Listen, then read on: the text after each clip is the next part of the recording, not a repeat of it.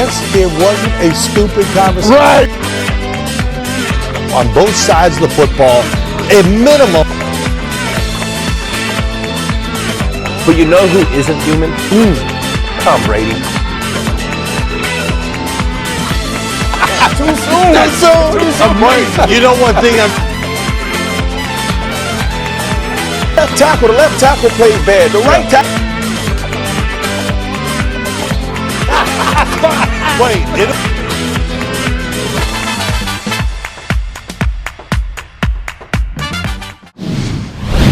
And welcome everyone to the show That the Pros Watch. I'm James Brown, and folks, after a Halloween football Sunday, we have the biggest treat of them all for my guys, Phil and Brandon.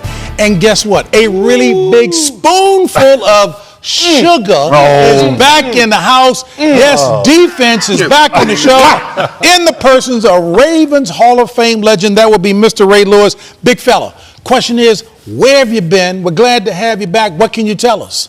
JB, guys, let me tell you like this. I've been in the jungle of Panama. Not the backwoods, the jungle. The jungle, JB. Listen, monkeys, snakes. There's a lot going on. But I've been filming this new adventure series for CBS, man. And I'm going to say this, right? Because I can't say a lot, but it's going to be amazing. But I am super excited to be back in this seat where it's dry, it's warm, and I'm not sleeping on bamboo sticks. Right. JB, I'm telling you, I wish I could go into it, guys, but it was the most challenging thing I've ever I don't know if I like the new Ray. You've been polite to Phil in the green room. You were even polite to Brandon. A lot has changed me when being in the jungle for 2 weeks. Soft-spoken. Right. You know, easy going. Yes. You know, but listen, I'm glad you're back as well. I'm not going to wait until the pick segment to get this off my chest. There's no way you're this good in picks, right? And you even said something, right? So you were in the jungle for a couple of weeks, right? Yeah. All right, so what's going on with picks? You got to have someone picking for you. First of all, don't disrespect my credibility. Well, here's That's why. one. There's no internet, Phil, in the jungle. There's no internet in the jungle. Oh, you want him to be old like Michael? No, listen, he had to have someone picking. This is ridiculous for you to be this good. It's a show we was filming, Brandon. Hey, does John, not mean I am we don't so have sorry, social John, media. because we started off real good. Brandon's already firing at him, so let's go to Phil and find out what did you learn this past week? Listen, Ray, he's been saying that from week 2. Somebody's doing this for Ray. Oh, well, yeah, in the NFL, you always learn something every week, you know, and we were talking about it in our meeting earlier. Yeah. The NFL spread out, it's wide open, all this stuff going on with offenses, and it's, you know, relegating to some of the defensive players. But think of the New England Patriots, what they're doing. Wow. They're playing 1970s football. I mean, they line up, the whole game is between the hashes. And everything, like I said, it's right inside. But you know what makes it work? Of course, their toughness, all this, and good coaching.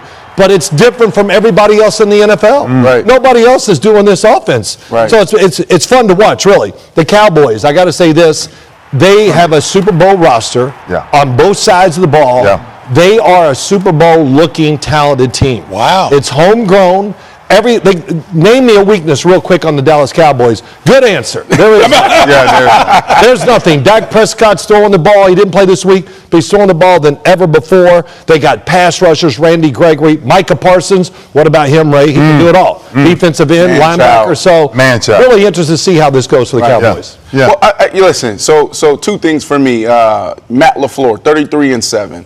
You know, that's something that I think we're missing and we're not talking enough about. The Last Dance, Aaron Rodgers, they haven't lost a game since week 1. Remember all the uproar around Green Bay Packers and Aaron Rodgers, he spent all his time in Hawaii. He's done. Okay, he ain't going nowhere. Right.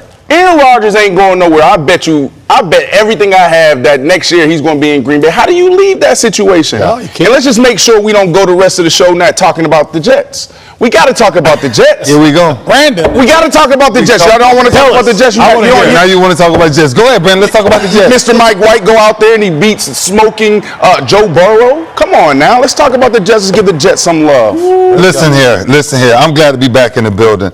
But just be careful in the NFC, right? Look, we're going to dive into it later. But Von Miller making the transition to going to the – that's a problem.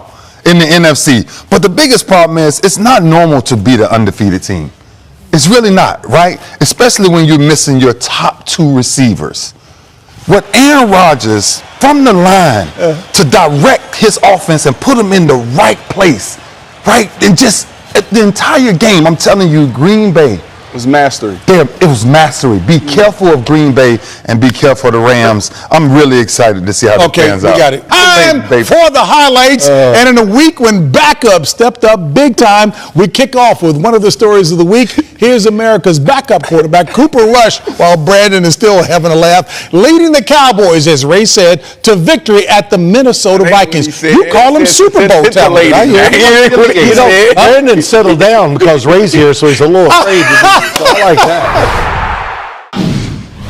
Mike White receiving the game ball there in the Jets locker room, much to Brandon's, of course, jubilation after his huge day against the Bengals. And on Sunday, White, the Saints' Trevor Siemian, and the Cowboys' Cooper Rush all lived the classic NFL mantra, next man up. Talk about Mike White. Boy, well, first off, Mike White, you just saw those highlights and in the locker room, his personality and the players, the way they talked about him after the game. Oh, he's a monster. And they said some dirty words, but I'm not going to repeat those here. But it was really, which is complimentary though, right? Yes, it was great. He is the man. That's what they were saying. But, the way he played, he gets rid of the football. He has an NFL arm, and he had great experience in college going to South Florida, but he transferred to Western Kentucky, and it really showed watching him play the game. Trevor Siemian, excellent backup. Would love to have him as my backup quarterback. I think they should start him down in New Orleans. Remember, he beat out a first-round draft pick out in Denver to be the starter. And what does Sean Payton do with quarterbacks? What quarterback has played bad for Sean Payton? Cooper Rush passed for over 12,000 yards in college. All the experiences, calmness and everything came out when you watched the game. Good arm, all that. Really good. I was happy for him because they've been trying to push him out of Dallas for a couple years. He finally gets a start in a big game on national TV, and he came through. To me, Trevor Siemian, he had the biggest job of them all, right? Because Cooper Rush, and then you also have Mike, who went out there all week, and they were preparing for that defense. Got it. You talk about Trevor Siemian. Winston went down with 17 minutes in the game. Yeah. Okay? No prep time. You got Todd Bowles on the other side. You got Tom Brady on the other side. You didn't have any prep. In the National Football League, these backup quarterbacks, they're not getting any first-team snaps. Right. So you got to think about that. Right. And he said something really cool. He said, after the game, he said, listen, it's like a firefighter. Right? A firefighter, you prepare to be a fireman all your life or, for years. And you can go years without fighting a fire. Yeah. But if you don't do your job, you lose that house. So you better be ready when your time is called. And he was ready. He was ready. You know what, and Brandon, you make a great point, right? Because it's all about next man up, right? Mike White came out, great job, right? But there's no pressure there, right? Just come out and do what you do. Cooper Rush. He has a complete team around him. The Cowboys, Phil, you spoke about it earlier. Offense, defensive line, receiving core, 2 running backs. Right. They have everything in place. But when you think about what you were throwing in the fire, Trevor Siemian, in the fire against the defending Super Bowl champs. And I'm sitting there saying, can this kid pull this off? Because if this kid can pull this off, everything changes for the NFC, especially for the Saints. That's right. Going forward. Yeah. Derrick Henry, what's the next man up there? It changes everything for the Tennessee Titans. In that? Everything, because everybody know if you don't put 8 men in the box, Derrick Henry is touching the ball every play. Now they have to go differently. Now you have to start with the pass, then come back to the run. Agent Peterson, right? AP's great running back. What, 16 years now? Yeah, 14. But for 14 years. Downhill. Is he going to command the same kind of attention? It's a different animal. Okay. Right? You ask a lot of linebackers, would you rather hit Agent Peterson or Derrick Henry? Well, what's that one differently? Well, here's the thing in Tennessee. Coach Vrabel, he's kind of stubborn. Yeah. But I like it. They know who they are. They have an identity there. He's going to stay and right with that. now he's doubling down on what they do. They're going to run the ball and they're going to run to open it up. But I'm like you. I truly believe if you can get A.J. Brown this Sunday, you get Julio Jones this Sunday healthy, then you rely on the pass to open up the run. You can do it. You have two guys out there that can beat anybody one-on-one. They can be anybody, them versus two guys. Throw the ball up. Let them make plays. Ryan Tannehill can get it done. Well, the way you're saying it, there are going to be more than one guy on them out there. So, listen, Mike Vrabel they are who they are. They're not going to change. They're going to run that thing and slam it up inside. Yeah. Their offensive line is a great run-blocking O-line. That's not going to change. So Adrian Peterson, he is a downhill runner, very physical, running in there. That's why they signed him, because he's the closest thing they could find mentally and physically to Derrick Henry. You know what? I'm hearing Phil say this in the green room. Uh-oh. Man, them sums, they ain't changing, man. Wait, you think Mike Vrabel, he even said it, you think we're going to change into some fancy passing team? It ain't happening. Yeah, he built this team to be who they are. Go ahead real quickly, Brandon. Well, let's look at this right quick, man, because we haven't talked about this enough. You have Mike, he goes out there, has a phenomenal game, his first game. Then you have Cooper Rush, phenomenal game. Phil, do you remember your first game? Uh-oh. Yeah, let's take a look at it. This is what you did. Okay. 6 for 12. Hey, 37 passes. 37 passes. First off, hold it. All of you can. All of you can do what? Hey, but wait, hold it. Hold on. I'm getting this in. Right, go ahead. I'm getting this in. Go ahead. Okay, we beat the undefeated Tampa Bay Buccaneers in that game. That's not okay, so that's one thing. The next week, I don't know what I did. I threw forward 300 yards, ran for a touchdown, threw a couple. So there you go. Hey, Everybody John, shut up. you got him fired up. So let's move on to the next Show Ray missing some tackles.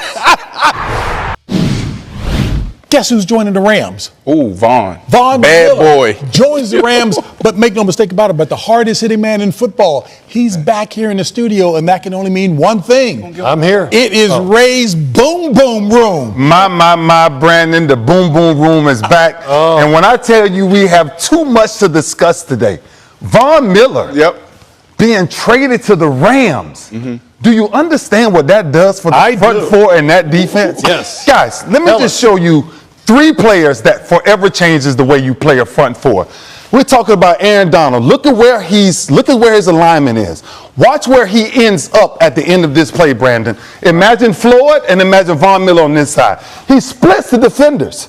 Once he comes through, just imagine the bubble, right? We call it a pocket. Right. We call it put a quarterback in a pocket and make sure he cannot get out of that pocket. I want you to watch the dominance. Phil, you understand what it means to have a front four defense that can just get after you with their front four. Oh, I mean, when you talk about, Phil, you talk about do we understand? Of course we understand, because when we start implementing our game plan come Wednesday and Thursday, what we're thinking about first is how do we protect the quarterback? So as a wide receiver, I want all my guys out on the routes, but now we got to think about, you got Aaron Donald, you got Floyd, and you have Von Miller. So now I got to have my tight ends and my running back stay in and chip it. That's too much. What does that do? It helps the defense. Now you have less people to cover. Absolutely. Now you can play safe. And when you play safe, more plays by the offense to get it done, and Von Miller gets more chances along with Aaron Donald. With one-on-ones on offensive tackles. It. Watch this next play with Floyd. Just watch his speed. I just want you to see where he comes from. Watch what he does, Brandon. This is what I'm trying to tell you, how dominant front four Tell can me, be. Ray. Once rip, slip, right? Once he's able to get around him like that, I'm just showing you how they're collapsing the pocket. Right? Some people use high-low games. The backside will go low, the front side will go high. Right? So a lot of times you see pass rushers, you're always saying, how do they do that? How do they do that? There's a game plan to that. We're not just lining up saying, let's just go hunt and get to the quarterback. It's how you get to the quarterback. Let's go to the next one, guys. Von Miller. Now, there's no offensive tackle in the game that can block Von Miller one-on-one. Now imagine him added to Aaron Donald and Floyd on the opposite side, and watch what this guy can do. I think he has new life now. That's right. Oh, I think he. I mean, when you sign a guy like this, it gives not only him new life, but it gives the team new life as well. It's like you got Jalen Ramsey. You saw his tweets. He's excited. Aaron Donald's excited. Everybody's excited. You know what? Von Miller is going to know what it's like. He creates sacks for the Denver Broncos defensive pass rush. Now, with Aaron Donald and Leonard Floyd, he's going to get some cheap sacks. It's going to fall. Absolutely. Yeah. But let's think. But you got to think about this, guys. Don't forget, like, this is great. Yeah. But this was a move made because they're thinking long term. They got the Packers coming up in a couple weeks, and then they're also the playoffs. Not getting to the playoffs, but getting through the playoffs. So this was a move, aggressive move by the Rams, but it was a smart one. You got the Super Bowl in LA. They want to be there in their backyard. Yeah. Let me show you one more play of how dominant Von Miller is. I just want you to watch how fast he comes off the ball. Brandon, you talk about that chip. Watch this guy just get off the ball. This is what I'm telling you. He has new life. He will have new life. Look, Can we, two people. Let's run this back, though. This is the challenge right here. Now, you got 45, and you got these guys here. This running back, if he can get out, he holds coverage, so now the wide receiver in the back end has more room. Absolutely. But now he has to stay in to help this guy out. Just slow him down just a little bit. Just a little bit. Those are the little things that we don't see when we're watching the game on Sundays, like how all of it comes together. It comes down to this, guys. A lot of people talking about the complexity of defenses and how they get into this, how they get into that. If you go historically, the most dominant defenses has always been a defense that can rush the passer with 4 men. What the Rams has done with Von Miller forever changes the way the NFC this year is looked at. And I think they threw all their cards in, saying if we're going to beat Green Bay, if we're going to beat Tampa, the only way we do that is by signing The Von. Rams are a conservative defense, and they will even be more conservative, in my opinion, now because they can, because of this pass rush and what they got up front. 1,000%. Teacher Ray Boom Boom came out with this one. Did he not? All fired up. Did you follow all that? Was LA good? That was I think we got it. It was folks. When it comes to defense, New England head coach Bill Belichick is still football's what? Very best. All right. As his Patriots demonstrated once more by diffusing the high-octane offense of the Los Angeles Chargers. You know, talking about safeties. Yep. Brandon's got a safety pin on. Let me see this. There it is. Let the camera. Listen, it popped. It popped. It popped. More than that pop. Look at that. Oh, I'm getting big.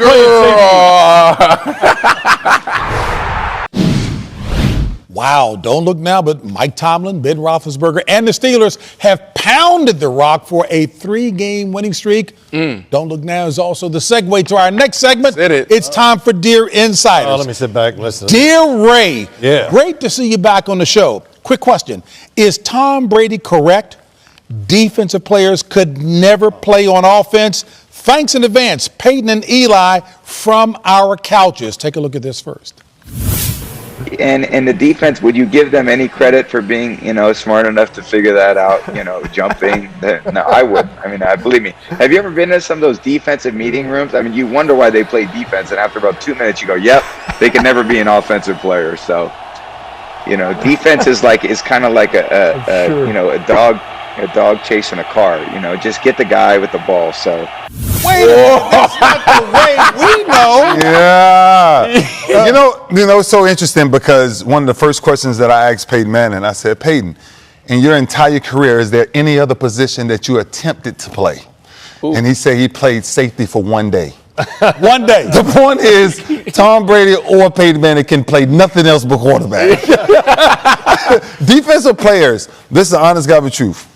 I know you guys are offensive, but defensive players are the most diverse athletes on the football field. Not only do we react to what they do, right, but we actually dictate what they do. But the point is, what Brady's trying to say is he's manipulating what he sees on film. And that's where the game is going, right? Where there's not a lot of people studying the game. But when you actually study the game and realize the athleticism of defensive players, I played running back in high school, and it was probably... Yeah, but that's not what he's talking about. He's talking about here. He's talking about... Mentally, do you know what I done? Let me just... Do you know those top 3 quarterbacks? You know what I've done to those 3 quarterbacks?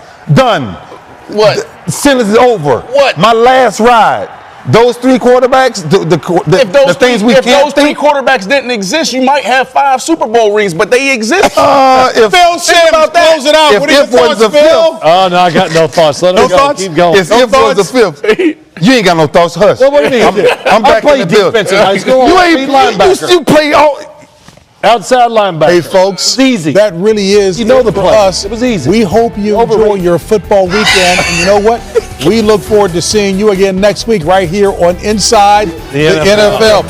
every quarterback or team I've ever talked to from an offensive side that they look for number 50 what out there? 52. You better find it. Well, I'm gonna end your game plan.